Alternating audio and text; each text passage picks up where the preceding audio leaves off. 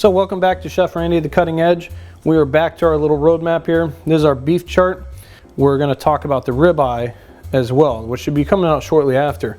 But ribeye steak is from right here in the rib. 9.5% of the cow that's cut down, or cattle, is from the rib. So we have a ribeye steak.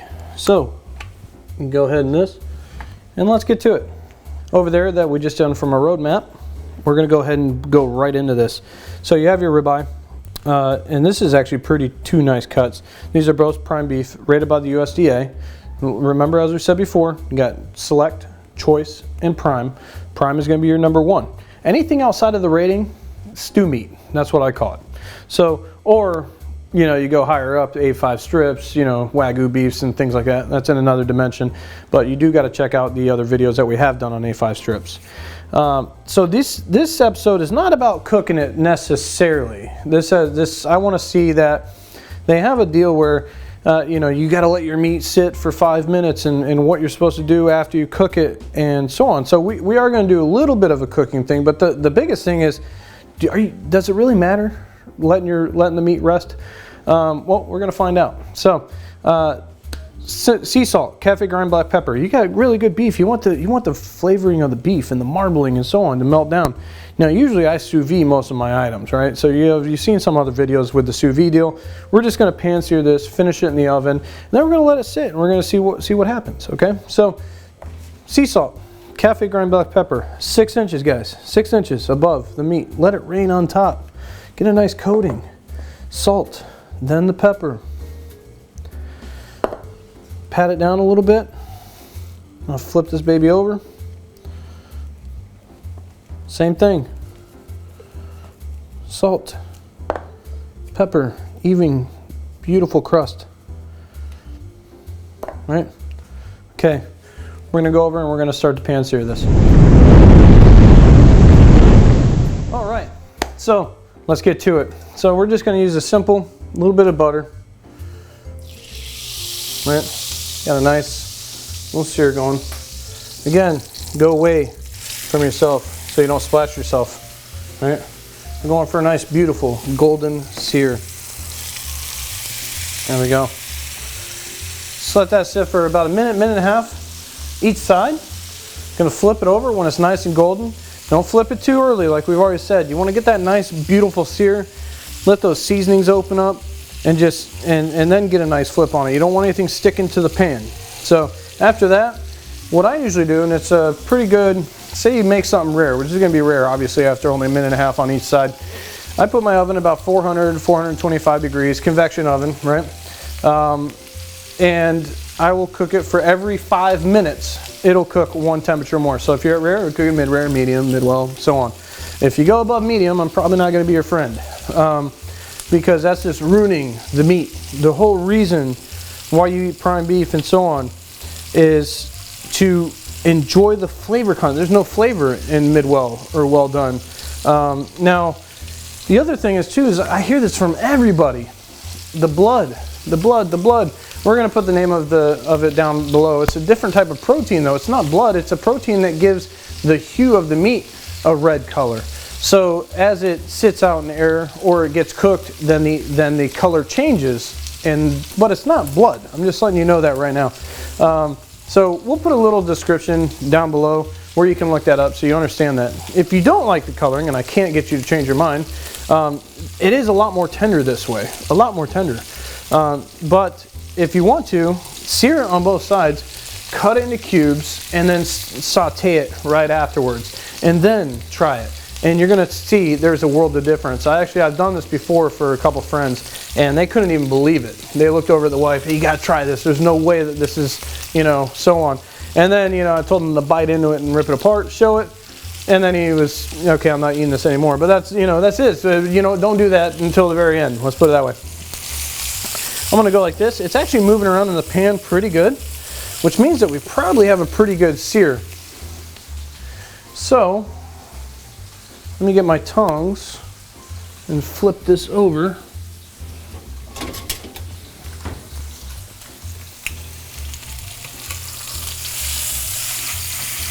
Look at that. Did I guide you wrong or what? Beautiful gold to sear.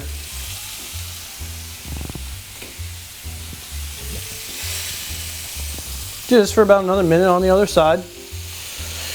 And then what we're going to do is we're just going to throw it in the oven, 400 degrees, set a timer for 5 minutes, and then we'll do the resting, how we were talking about. And they say a smaller piece of meat like this, let it sit for about 4 or 5 minutes, and the bigger pieces of meat like prime rib or something like that, 15 to 20 minutes. Now what it's doing is that when you cook a steak and it's heating up and it's cooking and so on, all the juices and things from the steak is going to the center.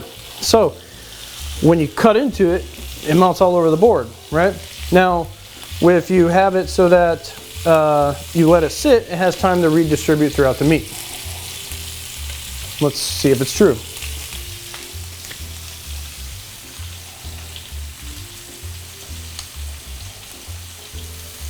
Let's go ahead and give this about 30 more seconds. Then we're going to pop this bad boy into the oven. Now, like I said, if I have something like crazy, crazy marbling, check out our Wagyu 85 strip video. And please like and subscribe. This helps me out. This is how I get more videos to you.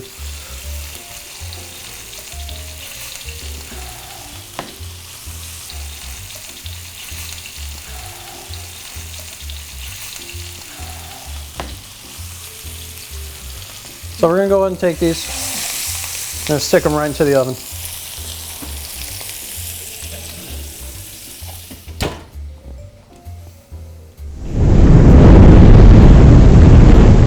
So we are ready to go. We're going to take these out of the oven.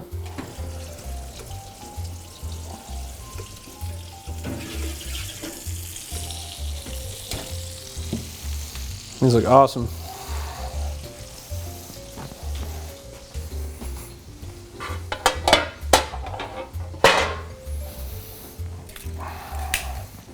What we're going to do is we're going to bring these right over to our cutting board.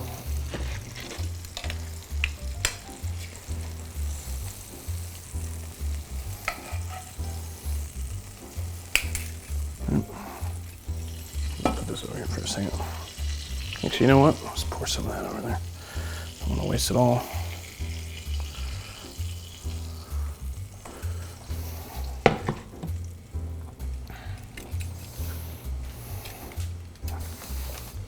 Nice bit.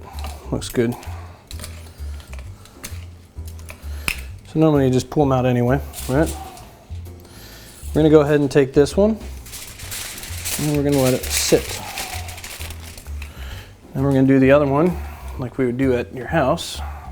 Right?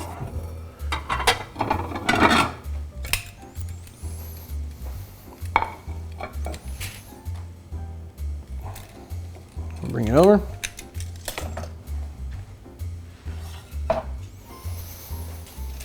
Let's just cut it right down the middle.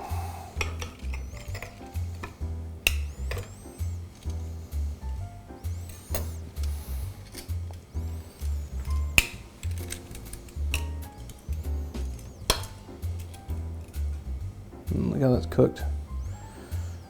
Now, see the juices coming out of it? It's on the plate. What we poured over it was butter mostly. That's all coming out.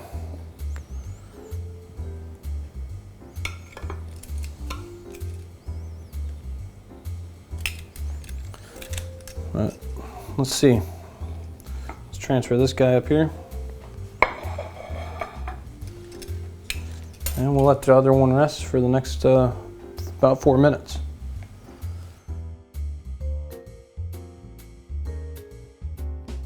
Okay, so timer went off. Look at the steak so far. I mean, it's only been sitting, like I said, it's been about 4.5 minutes because we already had about 30 seconds to go. But we lost quite a bit of juice there. I wasn't even thinking that. Now, the reason why I covered the foil over here is because you want to kind of retain the heat just a little bit at least. So this is actually still kind of warm, which is nice. So I'm going to take the foil. Right. Let's go ahead and transfer the steak over. Right. And cut down the middle of this one. Now look at that. So that does look a lot different. So this was the same thickness, cut the same exact way, had time to sit afterwards.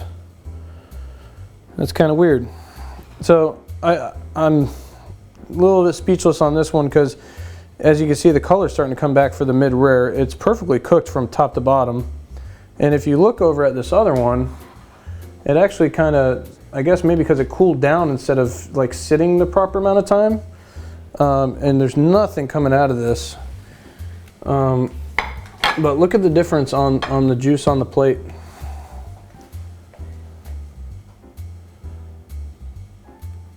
Let's give it a few minutes and let's see what happens to the plate that's sitting right now. We'll come back.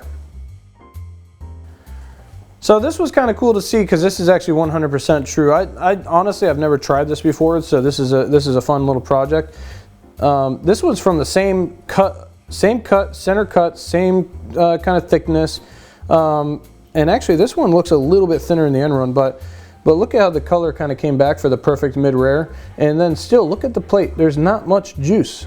And as this set for the same amount of time, look at this. Look at that. I mean, that's even from under the steak, and so, I mean, that's crazy. But anyway, I'm probably sure they both taste great. I'm gonna go with the one on the what's left side for you guys. Let's do it.